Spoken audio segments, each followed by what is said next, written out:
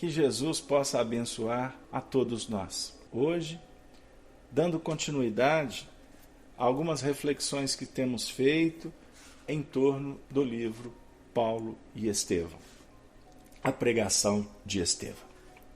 Então, eu vou iniciar lembrando que estamos num momento importante da história do cristianismo, o ano de 34, quando a Casa do Caminho, o primeiro núcleo cristão de fraternidade instituído na terra, fundado pelos discípulos de Jesus, que regurgitava de necessitados e de necessidades, né? É um núcleo extremamente carente, mas riquíssimo de amor, de disponibilidade, de entrega, de trabalho em prol do Filho do Calvário de Jesus e também da divulgação do próprio Evangelho.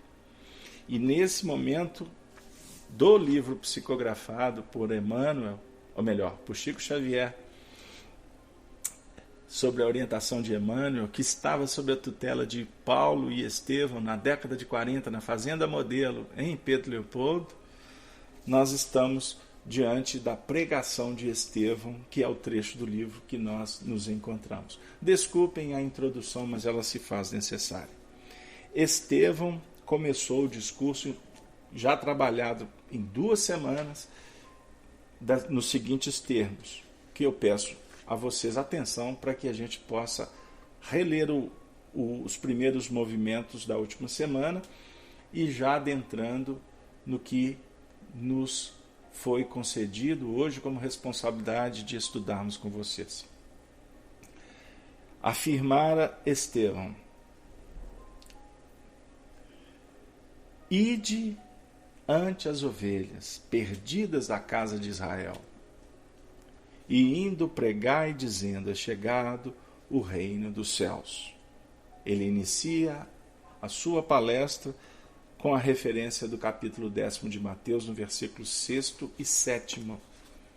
E ele, Estevão, afirma assim: meus caros, eis que chegados são os tempos em que o pastor vem reunir as ovelhas em torno do seu zelo sem limites. Éramos escravos das imposições pelos raciocínios, mas hoje somos livres pelo Evangelho do Cristo, Jesus. Nossa raça guardou de épocas imemorais a luz do tabernáculo, e Deus nos enviou seu Filho sem mácula. Onde estão em Israel os que ainda não ouviram as mensagens da Boa Nova? Onde os que ainda não se felicitaram com as alegrias da fé? Deus enviou sua resposta divina aos nossos anseios milenares. A revelação dos céus aclara os nossos caminhos.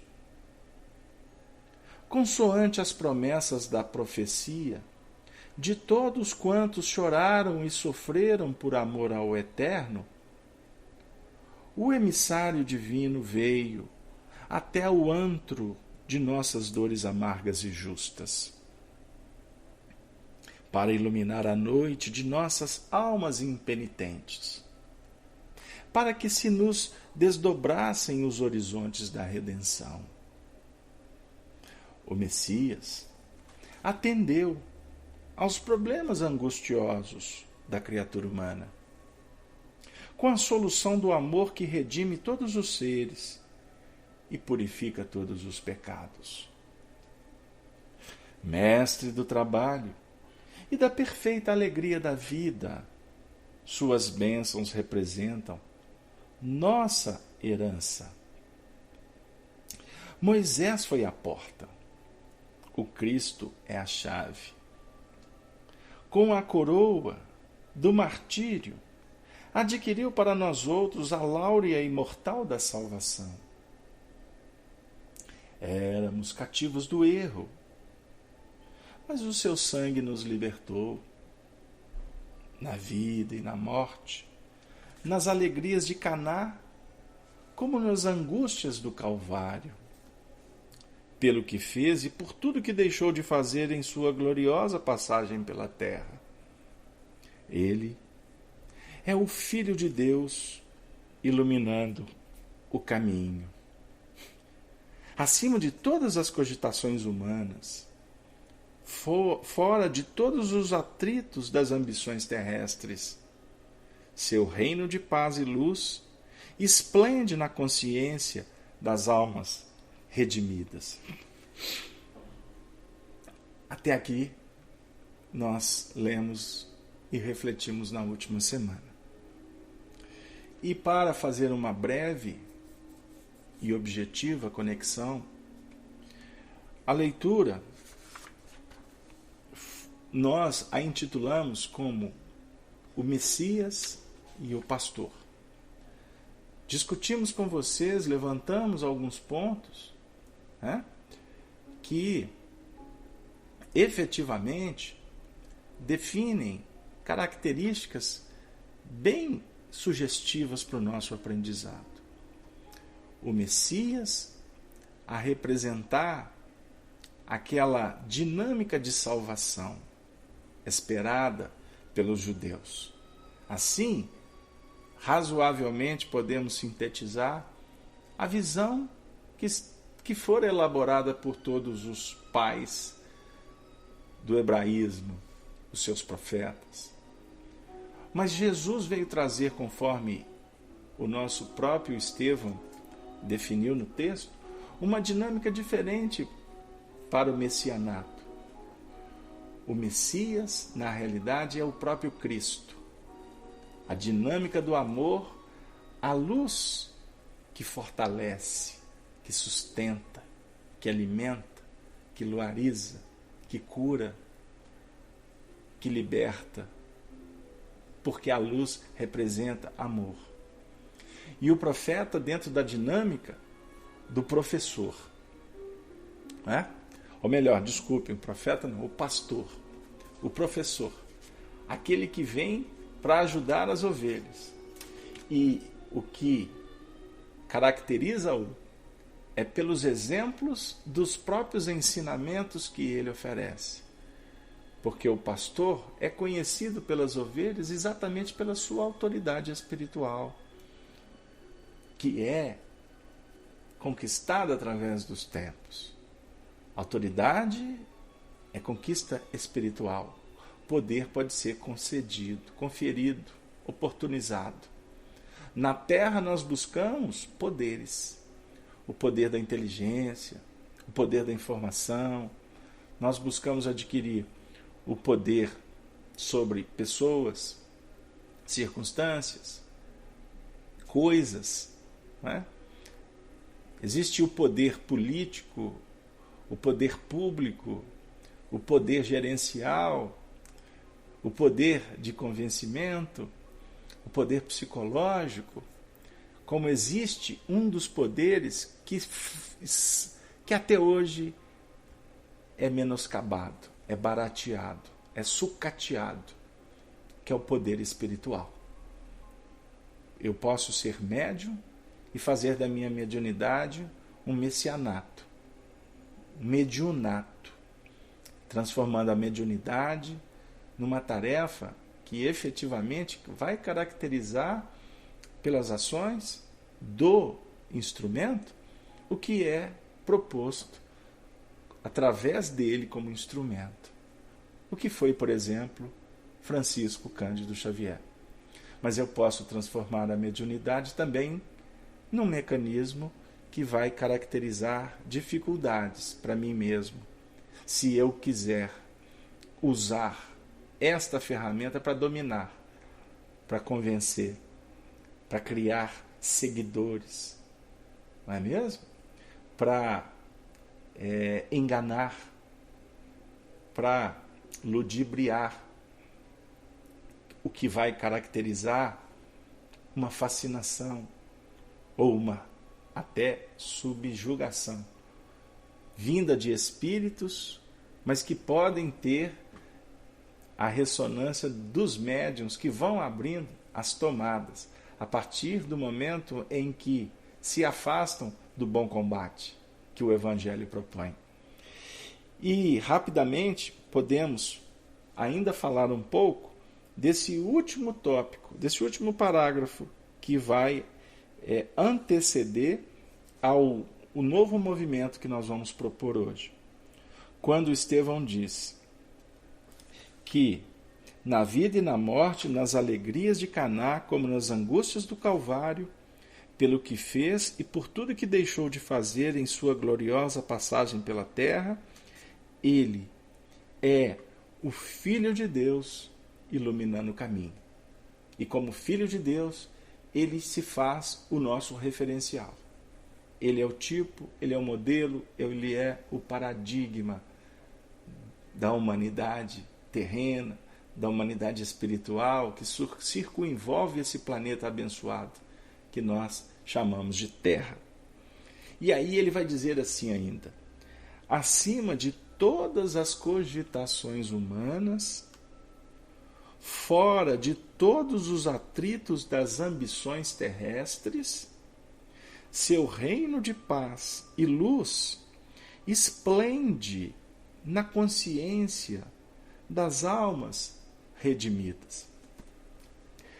Queridos amigos, também nós conversamos na última semana sobre esse tópico. E nós gostaríamos de tentar trabalhar relembrando, mas atendendo também aos novos ouvintes, os participantes que estão chegando aqui hoje, e por isso nós carinhosamente abraçamos a todos, dando as boas-vindas em nossa casa virtual, que efetivamente representa um pouquinho da casa íntima, do nosso templo, que é o coração. Se sintam envolvidos pela nossa despretensiosa amizade. É o que a gente tenta movimentar nesse trabalho que envolve ao Fausto de Curitiba, que envolve a Cláudia de Campinas, o Arnaldo, que é o nosso coordenador aí, né, o nosso chefe mor, né, o nosso Zé Aparecido, que está nos acompanhando, fazendo vários testes de transmissão. Mas um grande abraço para você, dá um abraço na Tuti aí por mim, fala que eu vou estar aí na sua casa em setembro e eu não volto para Belo Horizonte feliz se eu não comer um arrozinho com ovo e chuchu aí com a Tuti, tá bom? Brincadeira de mineiro. Continuando, esse parágrafo vai dizer que acima, sobrepondo, no nível superior de cogitações humanas, o seu reino de paz e luz esplende na consciência das almas redimidas. Isso traz para nós pontos extraordinários para a gente refletir. Muitas vezes a gente fica cogitando, muitas vezes nós indagamos, são ilações que surgem, temas, causas, frentes que defendemos, pontos de vistas, partidarismo, porque é natural. Porque a partir do momento que você se movimenta, a sua mente vai criando o campo desperto para você continuar trabalhando, conquistando, elaborando, aprimorando, potencializando. Com isso, o que brota da sua intimidade, que vai sendo lançado dentro desse campo, que é a sua mente, o seu universo, há um processo de socialização, de intercâmbio, de troca, de convivência com aqueles que estão dentro desse circuito de elaboração mental. Nós nos aconchegamos, nós nos situamos de acordo com os horizontes que nós vamos sustentando pelos ideais, pelas escolhas, pelas propostas de vida. É aquele movimento da mariposa em torno da luz. Observe, você acende a luz, ela vai se aproximando, ela vai buscando calor, ela vai se movimentando. Vamos pensar que a nossa mente está como um fulcro de luz lançando partículas, energias, vibrações que são trabalhadas por nós mesmos no universo. Todas aquelas mentes que focarem, que trabalharem numa mesma dinâmica, os corações se aproximam. E nós vamos criando com isso afinidades. Vamos estabelecendo, portanto, grupos, famílias, as chamadas famílias espirituais. Então aqui, Estevão está nos convidando para um intercâmbio com as suas expressões, mas de ordem muito mais elevada do que a gente possa cogitar. Por isso é que Evangelho, nós devemos ter muito cuidado para não trabalhar a proposta só no campo da intelectualidade.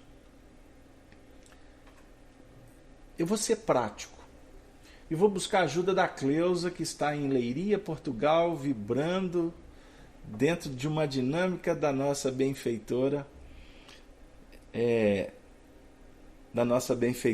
espiritual.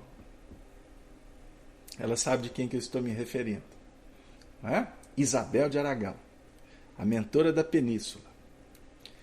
Isabel de Aragão narra Chico Xavier, André Luiz, que quando a equipe de Nosso Lar fazia as incursões nas regiões mais difíceis do umbral, como as regiões espirituais de frequências complexas, aonde temos corações rebeldes, adormecidos, enlouquecidos, ensandecidos.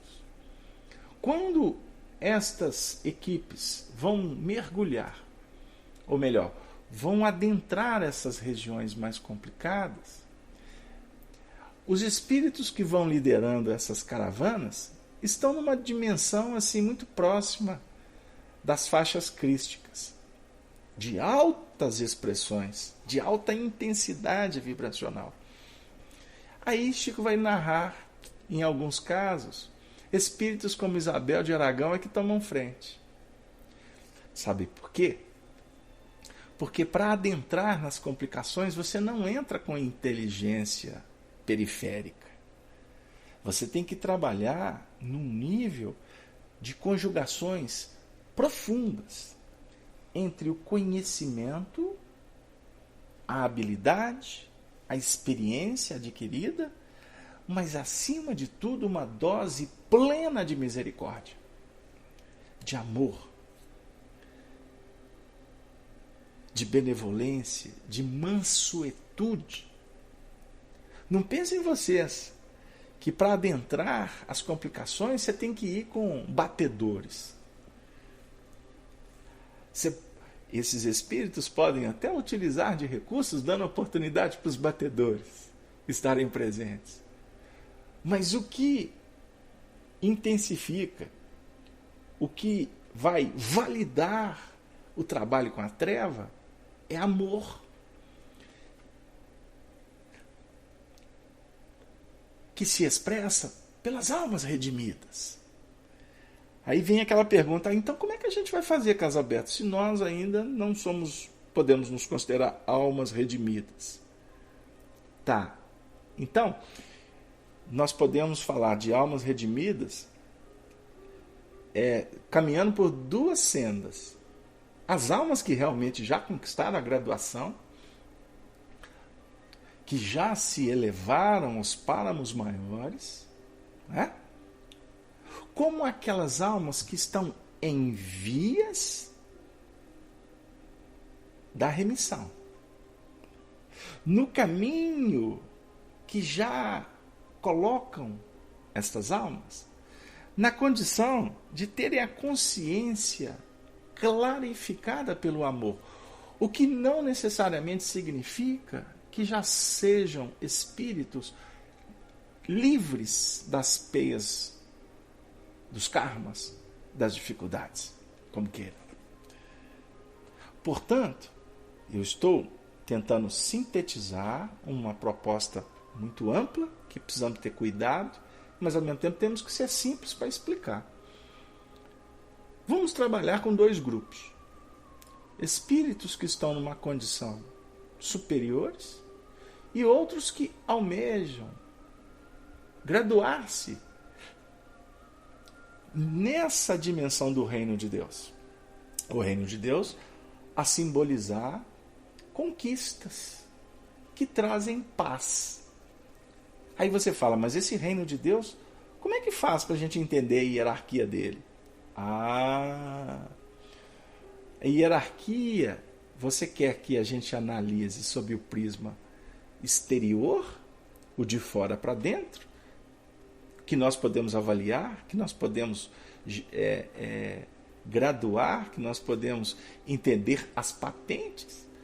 Ou nós podemos aqui começar a conversar sobre hierarquia espiritual em foro de imortalidade, dentro do campo íntimo? Por quê?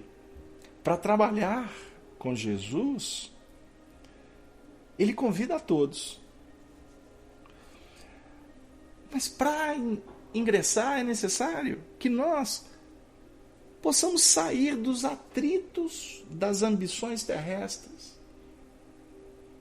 Eu não sei se eu vou conseguir em 2 minutos. Se você quiser verdadeiramente entrar em comunhão com Jesus, trabalhando com Ele, para Ele, por Ele, saia do atrito. Vença a ambição terrestre. Como eu posso estar em sintonia com Cristo, numa atividade, numa casa espírita, trabalhando num nível de atrito com o meu semelhante, atritando contra a minha própria individualidade? Como eu posso trabalhar numa casa espírita com uma visão ambiciosa, pretensiosa? Como eu posso atender um coração alimentado por paixões? Eu não estarei em comunhão com Cristo. E eu citei a casa espírita não para dizer que a gente trabalha pelo Cristo, para o Cristo e com o Cristo só na casa espírita. Porque muitas vezes a gente até opera com ambição, com atrito, com disputa, e a gente tem a cara lavada de terminar uma reunião e falar assim, agora vamos fazer a prece final? Como dizia Arnaldo Rocha, papagaio, que prece final, que nada. Porque estamos num plano de hipocrisia. A gente começa uma reunião com prece, com uma leitura para nos elevar. Aí daqui a 2 minutos, por invigilância, eu volto a um padrão de interesses mesquinhos para me atacar, para que eu possa criar uma epopeia de artimanhas, política na casa espírita. Como que nós espíritas podemos nos dizer espíritas cristãos se eu estou querendo derrubar o presidente? Se eu quero puxar o tapete do diretor? Isso é espiritismo? Nem aqui e nem no quinto dos umbrais mais profundos isso não é espiritismo. Consciência enobrecida pela verdade. Daqui a 2 minutos a gente volta, porque precisamos de fazer o primeiro intervalo. Um beijo para todos. Oremos. Queridos amigos, estamos de volta para a segunda parte do nosso programa Espiritismo, Evangelho e Educação. Hoje com o tema A Fé, a pregação de Estevão. Então vamos iniciar a leitura agora do parágrafo que vai ser a sustentação da nossa noite de hoje. Eu peço desculpas, mas terei que fazer a leitura.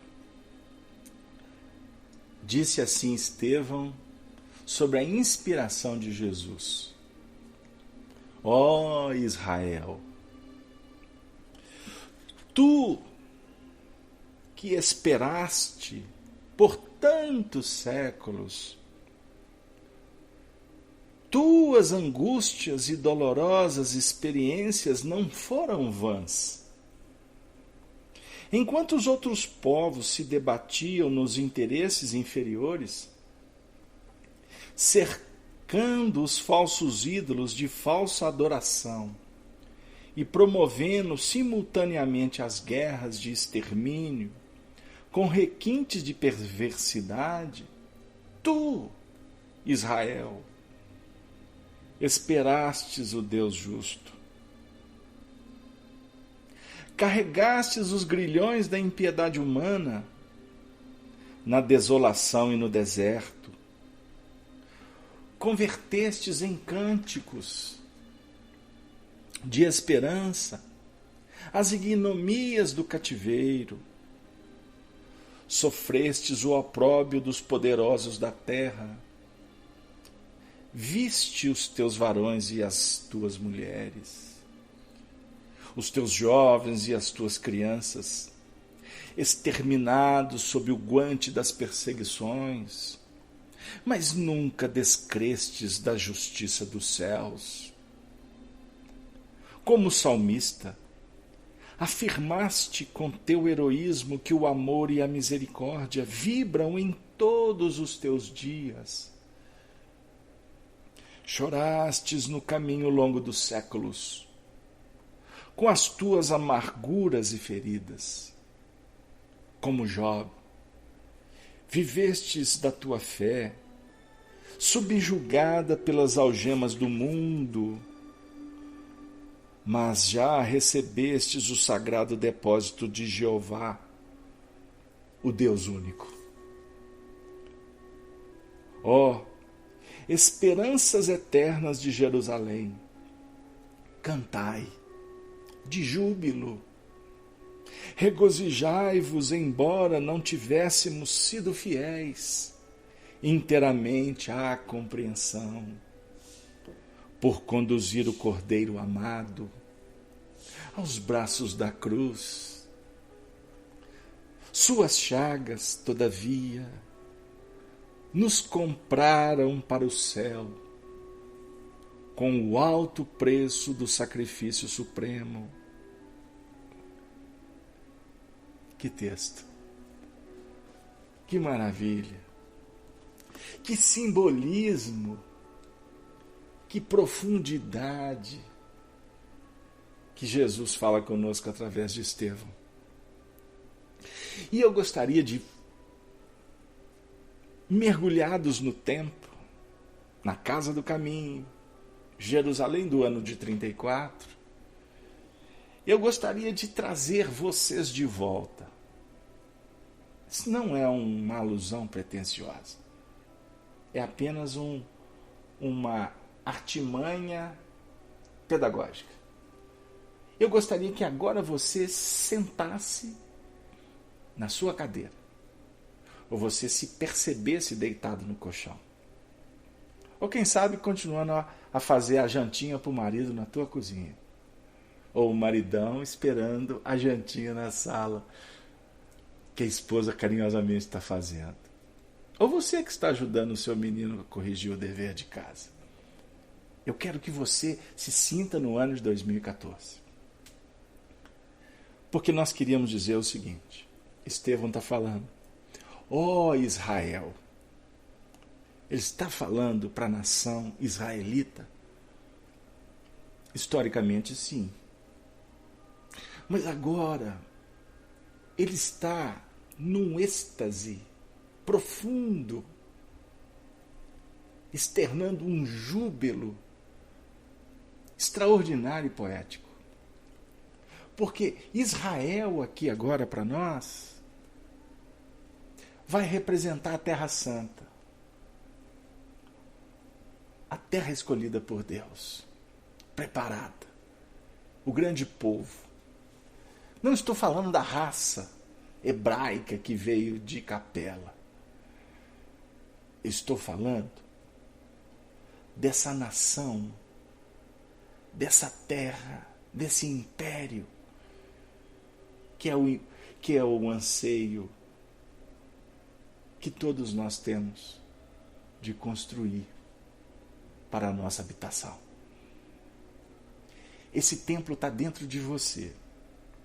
É o teu mundo. E por ele, você cria a sua órbita de trabalho, de convivência, de experiência,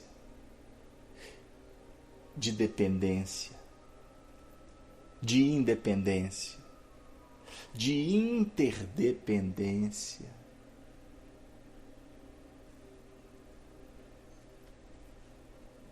De repercussão, como define Emmanuel. Nós estamos esperando há tantos séculos. E a espiritualidade está falando para nós que as nossas angústias, dolorosas experiências não foram vãs. Enquanto outros povos se debatiam nos interesses inferiores, cercando os falsos ídolos de falsa adoração e promovendo simultaneamente as guerras de extermínios com requintes de perversidade, tu, Israel, esperaste o Deus justo. Israel é você. Enquanto os outros povos, os outros corações, para não dizer aquelas ovelhas que vivem dentro do nosso coração, indiferentes, rebeldes, ociosas, vaidosas. No nosso mundo íntimo, existe um clamor, existe dor que precisa de ser tratada, cuidada. Existem pontos que já estão em vias do despertamento. E Estevão está dizendo para nós que todos os nossos anseios não foram vãs. As nossas lutas, as nossas dores, as nossas perdas, os nossos conflitos, o nosso sacrifício, todos eles foram extremamente importantes. Tudo que você passou, todas as suas experiências, é que fundamentam este momento que nós estamos vivendo. Porque Estevão está dizendo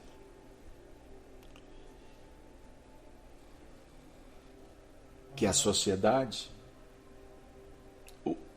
os ímpios, os guerrilheiros,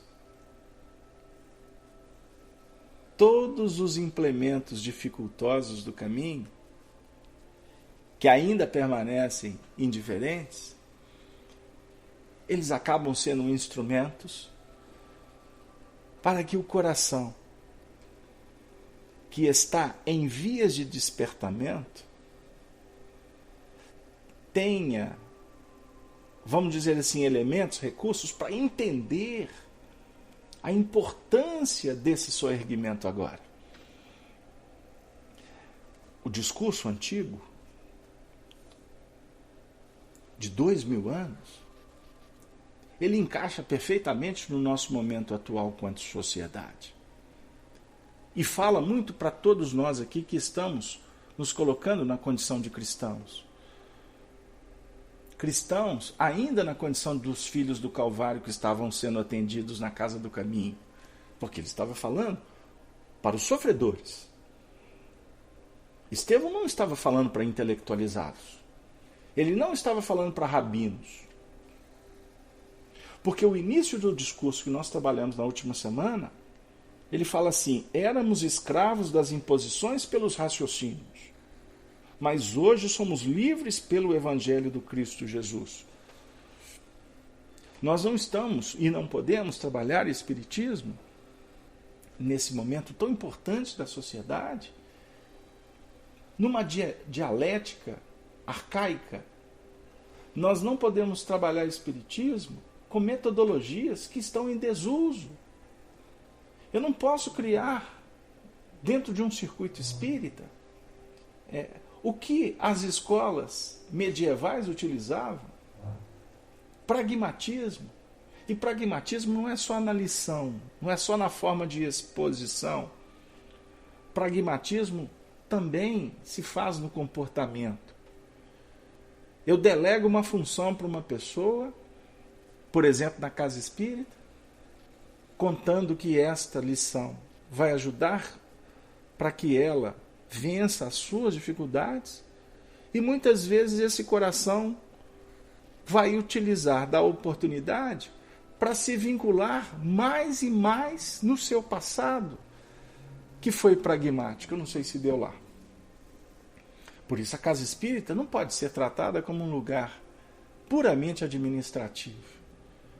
Quando você estiver, por exemplo, cuidando da parte administrativa da sua casa espírita, lembre-se que a sua performance tem que ser qualificada e muito diferente da performance que você tem no seu escritório, com seus funcionários ou com seu patrão. Eu não sei se deu lá. Porque lá na repartição financeira, a própria injunção do sistema vai exigir que você tenha determinadas linhas rotineiras de comportamento. O que na casa espírita é diferente. Mas mesmo nos planos que a vida exigir de você uma performance materialista, você pode ter uma oportunidade de transcender a rotina que foi estabelecida por um terceiro. Porque você não é aquele que escreveu a lei. Portanto, eu quero dizer que a lei, o escrito, ele existe para quem está subjugado ainda, para quem ainda está numa linha que necessita de jurisdição. Vocês desculpem, o assunto não é fácil, não é simples não. Nós queremos dizer o seguinte: se você está vendo que na grama está escrito não pise na grama, você não tenha dúvida que aquela placa é para todos. Mas existem aqueles que estão muito acima da placa, porque eles não mais pisam na grama. E existem aqueles que estão muito acima daqueles que não mais pisam na grama. Daqueles que nem enxergam a placa, porque a dinâmica deles está focada em patamares muito acima das letras, dos códigos.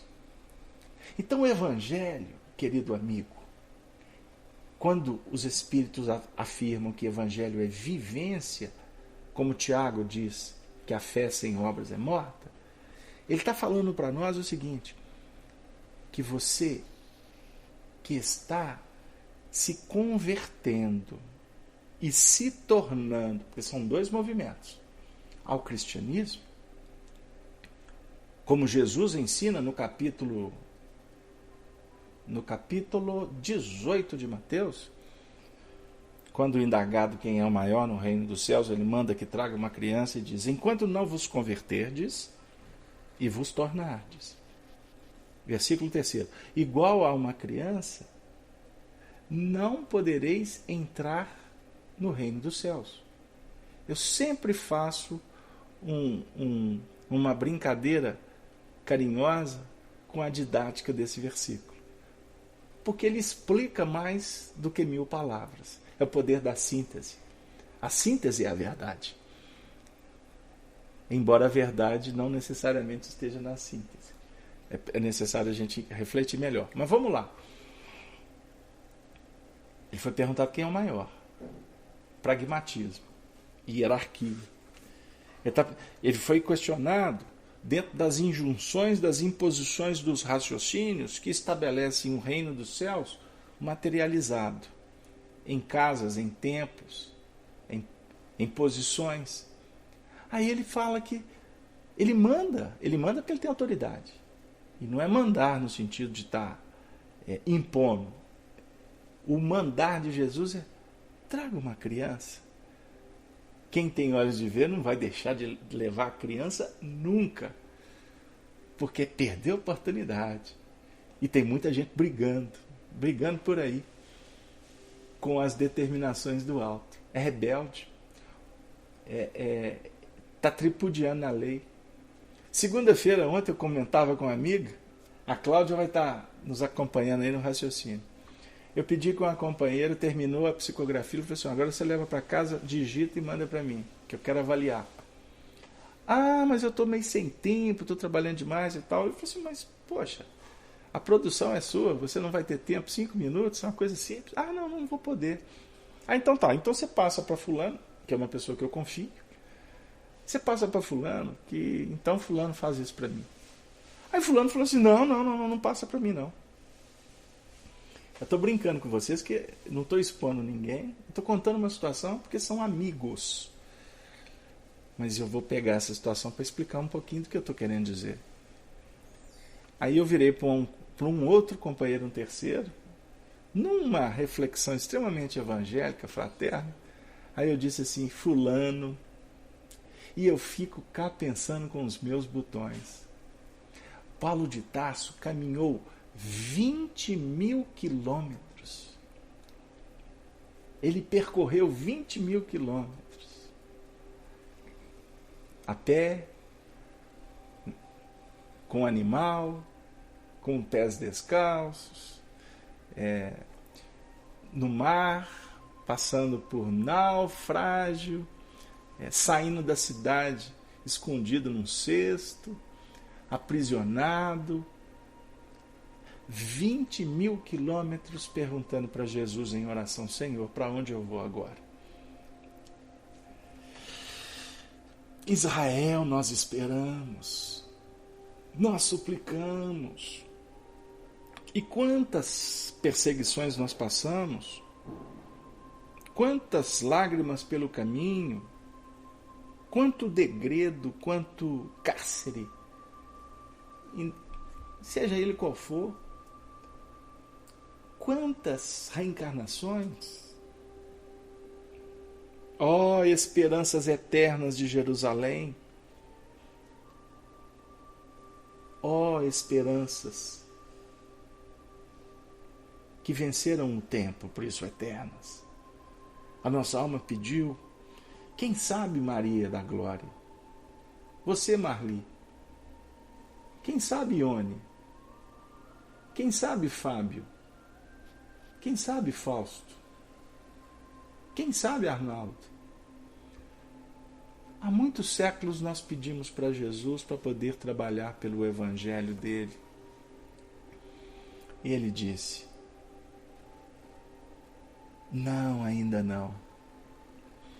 Como ele falou para Joana de Cusa, conforme a descrição de Humberto de Campos, no livro Boa Nova, ainda não chegou o momento do teu testemunho. Ela era esposa de Cusa,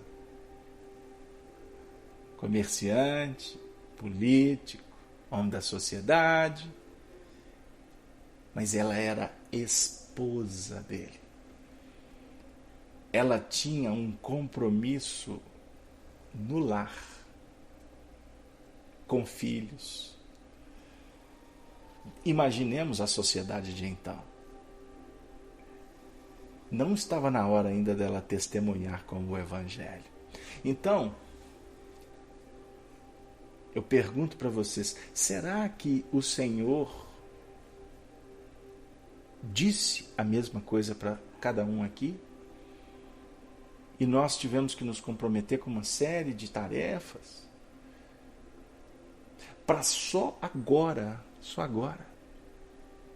Hoje é dia 24 de julho do ano de 2014. Quando eu falo de datas, muitas vezes falo por inspiração, porque temos espíritos que nos acompanham, que precisam muitas vezes do calendário para entender que eles pararam no tempo. E isso nós fazemos respeitosamente. Porque é extremamente desagradável você ser vergastado pela verdade maldita. E muitos religiosos, como certa feita eu ouvi um cristão dizendo para um outro: eu não acredito em você. Você é mentiroso. Meu coração sangrou na hora. Porque eu cá pensei comigo: jamais Jesus falaria assim com quem quer que seja. E doeu tanto que sempre me recordo disso. E todas as vezes que eu vou me referir a alguém, essa dor bate na minha intimidade. Agora eu estou falando vaidosamente, porque a gente não deve falar da gente. Mas desculpem, de vez em quando escapole, a gente perde o fôlego. Mas dói. Dói. E é melhor doer do que repetir. Fazer. Criar empecilho. Obliterar a oportunidade. Matar esperança. Muitas vezes nós somos instrumentos da treva e os nossos discursos podem estar muito bem calcados na doutrina espírita, no Evangelho, mas a vibração e a coerência muitas vezes estão longe do fazer ao outro o que gostaria que o outro te fizesse. Ludmila, do Rio de Janeiro. Nós precisamos sim aprender para não fazer. Você foi muito feliz. Nós estamos no momento em que a esperança está nos visitando, trazendo o que nós pedimos. E você sabe o que nós pedimos? O filho, a esposa, o patrão, o funcionário, a dor, a escassez, a abundância, a mediunidade. Sabe o que nós podemos ter pedido? A obsessão. Porque fomos nós que abrimos o plug para a tomada encaixar. Fomos nós que startamos o processo. Fomos nós que optamos em ficar em off, desligar para deixar as coisas acontecer. E agora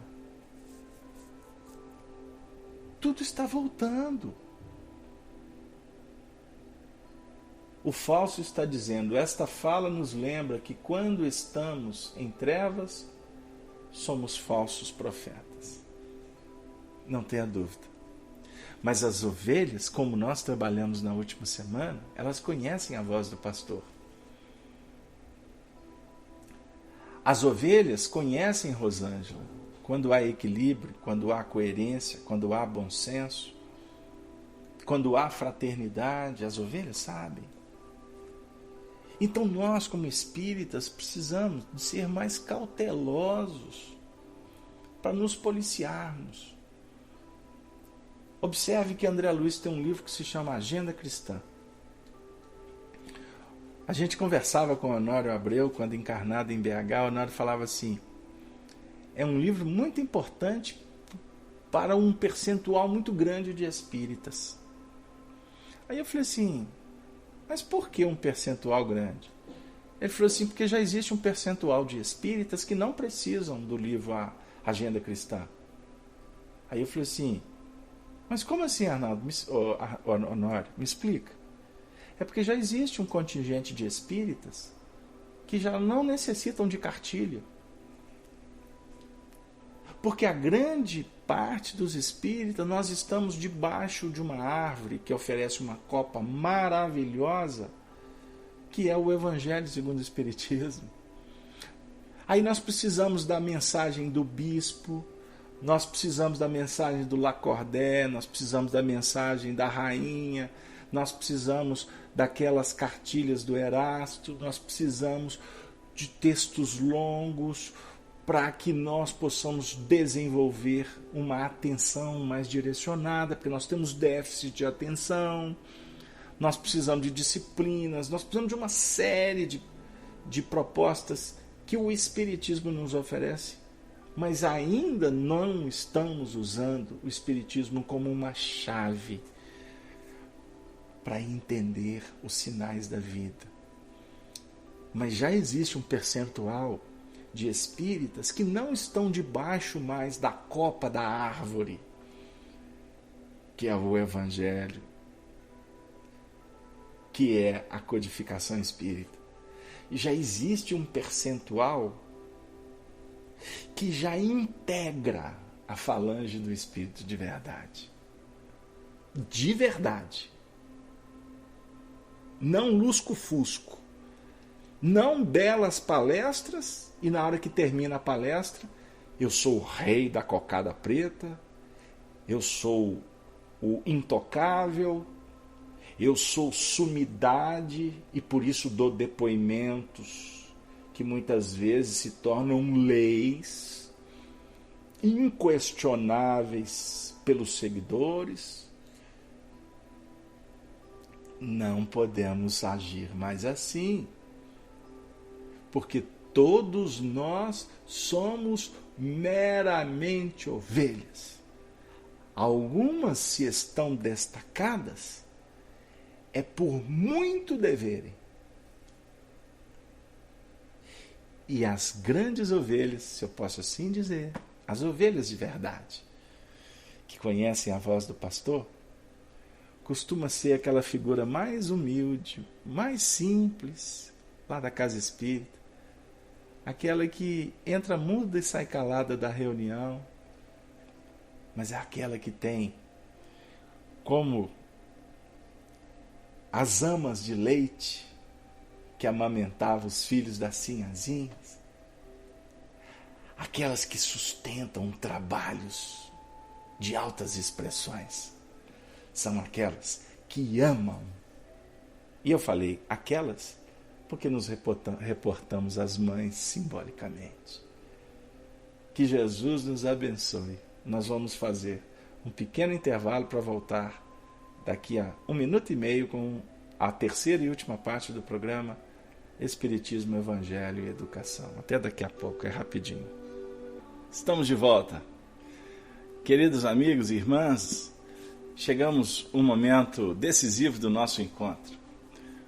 O último bloco do nosso programa Espiritismo, Evangelho e Educação, hoje com o tema Fé, a pregação de Estevão, parte 3. Nós vamos trabalhar nesses instantes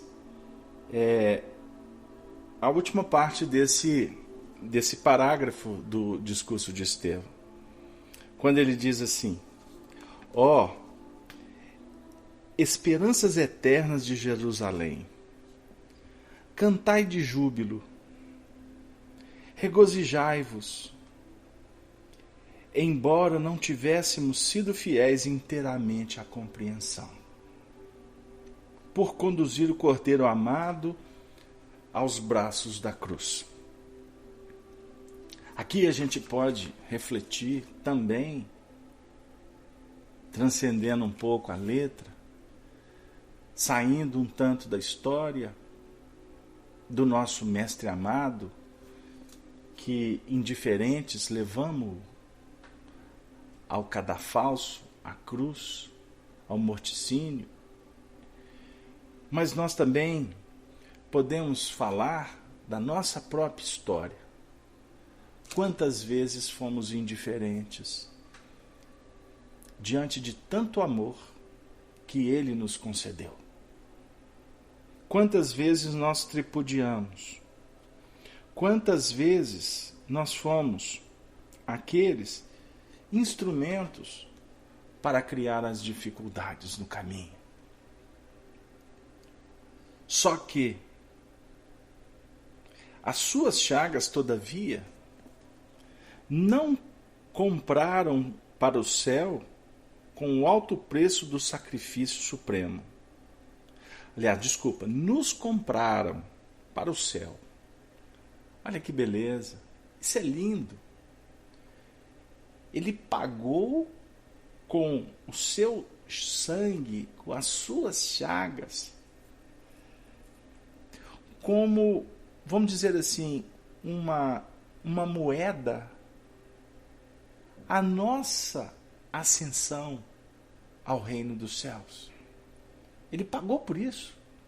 Ele investiu nesse projeto, para que hoje nós pudéssemos atingir esse instante tão bendito para nossas vidas. Não sei se vocês pegaram. Eu não estou convidando vocês agora para pensar no futuro, na felicidade lá da frente, na vitória que será saboreada por todos nós. A paz vai vigorar na nossa intimidade. O amor vai se tornar estuante, vibrante e garantir tudo que nós almejamos. Mas nós queremos falar agora sobre as questões do agora, da atualidade. Com isso, Marli, Marilac, Maria da Glória, todos vocês que se encontram nos seus lares, acompanhando esse programa, com tanto carinho, com tanta dedicação, abriram mão de outras situações para sintonizar com esse grupo amigo. Este instante agora é um instante que foi comprado por Jesus. Comprado no sentido de Jesus investiu muito para a gente pudesse chegar aqui agora. Com tanta responsabilidade, pensando e sentindo a presença dele em nossas vidas, estudando os ensinamentos dele, nos aproximando do arauto da verdade, o precursor dos novos tempos, Allan Kardec. Foi ele que fez tudo para que a gente pudesse chegar aqui. Alto preço do sacrifício supremo. Isaías o contemplou, o profeta Isaías, o grande profeta. Vergado ao peso de nossas iniquidades. A profecia de Isaías visualizou tudo o que aconteceu com ele. As iniquidades da humanidade. Florescendo na aridez dos nossos corações. Mas Isaías viu também ele como uma rosa nascendo nesta aridez dessa terra que precisa de ser irrigada. Lembram de Jesus e a mulher samaritana? É o poço. Ele se aproxima para beber. Para beber. Que interessante. Jesus se aproxima para saborear do poço que está em você, que está dentro de nós. Mas, Casalberto, se é árido, como é que vai ser? É porque o movimento da busca que faz brotar água. Ah, gente, nós precisamos pensar mais no Evangelho. Nós estamos querendo chegar lá no poço de Jacó para Jesus dar água para a gente, né? Nós estamos viajando, todo mundo está cansado. Todo mundo sem esperança, todo mundo doente, o Casalberto, obsessão, não estou dando conta, meu marido, minha mulher, minha sogra, ninguém merece. O trânsito, o dinheiro, a recessão, o político, o poder público, a Copa do Mundo. Né? E Jesus está dizendo para nós que a aridez ela só vai ser transformada numa terra irrigada quando você acreditar, você tiver fé, e fé de fidelidade, é a crença da razão, mas é a crença do coração, como fala Allan Kardec. E não pode ser lesco-lesco. Fidelidade, fides, comprometimento. São pontos para que a gente possa pensar. Qual flor do céu num solo adusto? A flor do céu vai estabelecer as suas projeções num terreno complicado. Voz do que clama no deserto, endireitai as veredas, arrependei-vos, porque é chegado o reino dos céus. Por que a voz de João Batista, ou a voz de Allan Kardec, ou a voz da codificação espírita vai clamar no deserto? Já pararam para pensar nisso? Arnaldo, você que gosta do Evangelho, já parou para pensar nisso, Fausto? Por que tem que ser voz que clama no deserto? Porque a voz só vai ser aproveitada no deserto das consciências. Se você for usar a voz da verdade, do testemunho, no meio de muitas vozes, ela não vai ter valor, ela não vai ter importância. Voz, por exemplo, num jardim todo florido, bonito, regado, com jardineiro, com produção, não vai ser eficiente, não vai ser suficiente. Nós temos que trabalhar exatamente naqueles pontos que existe maior carência. Eu falei para o Fausto, que me visitou aqui em Belo Horizonte, ficando hospedado aqui na minha casa, um grande abraço, Fausto e sua esposa, Márcia. Foram momentos significativos para todos nós. Eu falei para o Fausto de um discurso do presidente da Federação Espírita Brasileira, o nosso César Perry, que fala sobre a importância da gente fundar centros espíritas nas comunidades mais carentes. Aonde está aquele espiritismo que antigamente os bandeirantes do século XIX, do século XX, viajavam distâncias e distâncias e distâncias para levar a mensagem lá no Tuguro, no Rio Amazonas, naquelas regiões distantes, terras inóspitas? Ou nós queremos o espiritismo das facilidades? Nós temos que pensar nesses pontos. Mas revelou também que desde a hora da sua extrema renúncia, na morte infamante, a sagrada causa divina prosperaria para sempre em suas mãos. É a profecia. Esse parágrafo eu chamo de a profecia. Quantas mães estão morrendo para que seus filhos compreendam a mensagem. Intuitivamente, as rosas que são cuidadas, tratadas, fertilizadas por Maria Santíssima, porque o amor na terra, nessa terra árida dos homens indiferentes, vaidosos, preconceituosos, quantas vezes essas mães intuitivamente fazem isso porque têm esperança num porvir. Contam com as mães sacrossantas do Cristo para cuidar dos seus rebentos.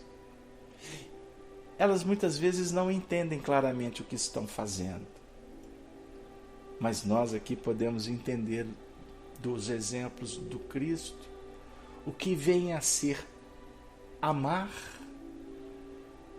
e se permitir ser entregue no cadafalso, no holocausto como cordeiro, na certeza de que os exemplos deixarão marcas profundas que hão de irrigar os corações no tempo e no espaço, com amor, com remédio, com alimento, com cobertor, com sorrisos, com alegria, com amizade, compartilhando as lágrimas, as dores, porque o amigo é de todas as horas, mas principalmente o amigo é das horas ruins, porque ele não te deixa na mão. Este é o seu amigo. Eu costumo ter uma fama entre os meus, que eu só apareço nas horas ruins. Aí tem uma prima que fala assim, ela me chama de Bebeto, lá de Pedro Leopoldo. Ela fala assim, Bebeto, você é igual médico, só aparece quando a gente tá ruim. Eu falei assim, mas eu tenho que ganhar meus trocados. Eu tenho que garantir a bolsa da família com os bônus horas. A definir o seguinte, a gente tem que se fazer presente quando as pessoas precisam. Eu não estou invalidando a presença nas horas alegres, felizes, do entretenimento. Mas quanto mais amigos, quanto mais compromisso você assume, menos tempo você vai tendo para o trivial, para as coisas que passam. Aí a gente acaba esquecendo um pouco que também a gente precisa, porque somos humanos, espírita de carne e osso. Como dizia o Chico, eu tenho que ter meus gatos, meus cachorros, meus animais, minhas rosas, porque senão eu desvinculo da terra. Não estamos querendo fazer nenhum tipo de comparação, mas isso é simbólico, para que a gente possa refletir o tanto que é bom trabalhar, o tanto que é prazeroso servir, o tanto que vale a gente deixar de lado um pouco o conforto para poder levar uma palavra de esperança. Nós temos uma amiga que está na sala hoje, que nós já tivemos várias horas de muita conversa, e ela muitas vezes me dizia, mineirinho, mas você também precisa de cuidar de você. Aí eu falava assim, minha amiga, mas deixa isso para depois, porque o que realmente faz com que nós nos sintamos rejuvenescidos, mesmo com as cãs do cabelo, com as rugas que vão chegando, o que nos faz realmente felizes é poder lembrar de Jesus e poder ter a certeza de que Ele está trabalhando por nós. E isso vai continuar cada vez mais, quanto mais você, eu, todos nós cuidarmos de quem está precisando de Jesus. Porque a vida é uma proposta de colaboração, de entrega, de troca. A vida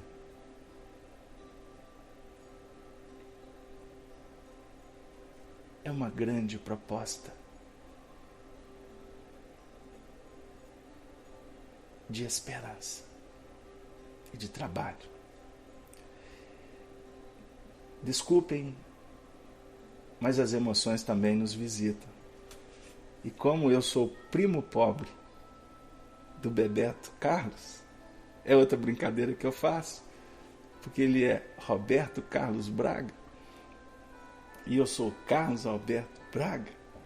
Então eu falo que ele é o milionário e eu que sou o desvalido.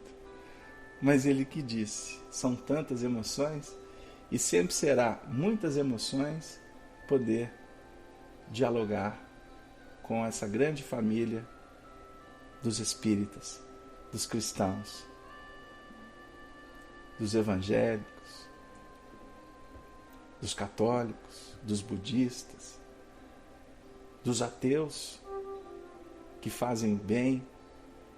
Sempre é muito bom falar do que nos aproxima, do que promove. Isso alimenta a nossa alma, a fé. Eu gostaria de interromper a minha participação pedindo a vocês a permissão para ler uma poesia que eu vou dedicar à presença hoje da nossa amiga Rosângela, de Maringá, essa grande amiga. E eu sei que ela se enternece ouvindo Maria Dolores. Cantiga do Perdão. Não te iludas, amigo. Por mais se expandam lágrimas contigo, todo lamento é vão. Tudo que tende para a perfeição, todo o bem que aparece e persiste no mundo, vive do entendimento harmônico e profundo, através do perdão. Perdão que lembre o sol no firmamento, sem se fazer pagar pelo foco opulento. A vencer dia a dia a escuridão da noite insondável e fria, e a nutrir, no seu longo itinerário, o verme e a flor, o charco e o pó, o ninho e a fonte, de horizonte a horizonte, quanto for necessário. Perdão, que nos destaque a lição recebida na humildade da rosa, bênção do céu, estrela cetinosa, que ao invés de pousar sobre o diamante, desabrocha no espinho, como a dizer que a vida, de caminho a caminho, não despreza ninguém, e bela e generosa, alta e fecunda, quer que toda maldade se transfunda na grandeza do bem. Perdão que se reporte à brandura da terra pisoteada, esquecida heroína de paciência, que acolhe em toda parte os detritos da morte e sustenta os recursos da existência, mãe e escrava sublime de amor mudo, que preside em silêncio ao progresso de tudo. Amigo, onde estiveres, assegura a certeza de que o perdão é lei da natureza, segurança de todos os mistérios. Perdoa e seguirás em liberdade, no rumo certo à felicidade. Nas menores tarefas que realizes, para lembrar sem sombra os instantes felizes, na seara da luz, na qual a luz de Deus se insinua e reflete, é forçoso exercer o ensino de Jesus, que nos manda perdoar 70 vezes 7, cada ofensa que venha perturbar o nosso coração. Isso vale afirmar, na senda de ascensão, que em favor da vitória, a que aspiras na luta transitória, é mais do que importante, é essencial, que te esqueças por fim de todo o mal, e que, em tudo, no bem é que te des, seja aqui, mas além, seja agora ou depois, Deus espera que ajudes e abençoe, compreendendo, amparando e servindo outra vez. Compreendendo e amparando e servindo outra vez. Servindo, amparando, compreendendo, Deus espera que ajudes e abençoe. Que Ele nos abençoe a todos, para que tenhamos uma noite rica de amor, de trabalho, de compreensão e de perdão. E pedindo perdão pelas nossas ineficiências, pela nossa simplicidade, que não atende a muitos arautos da intelectualidade, nós nos despedimos, augurando bons ventos, prosperidade, saúde e, como sempre fazemos, dizendo: Ave, Ave, Ave Cristo. Até a próxima oportunidade. que a paz se estabeleça em definitivo nos domínios do nosso coração. Até lá, até breve. Que assim seja.